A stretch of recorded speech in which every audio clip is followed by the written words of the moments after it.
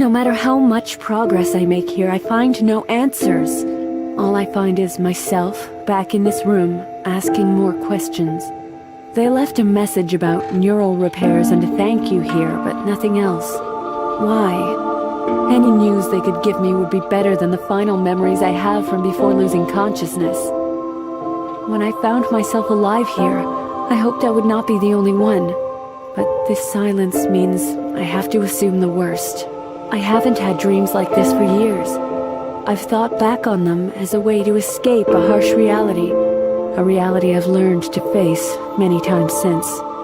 If my injuries and situation really are worse than anything I've faced up to now, and this world is meant to help me forget, I almost wish it worked better.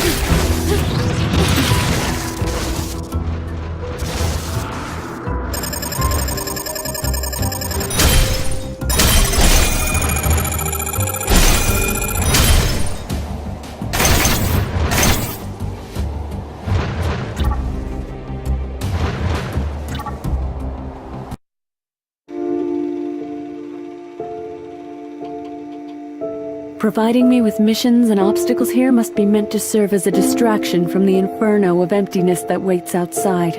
The death of my squad, a life where I've lost the only thing that I've lived for these past years, the ability to protect my people. Even the foreign, artificial body that's been forced on me, the only reason I'm going back at all. The goals I'm achieving here feel increasingly absurd. They seem like a mockery of everything that went wrong. Like I'm not allowed to accept my own failure. Perhaps it would have been better if I had simply been left on the battlefield, so my regrets could have died with me.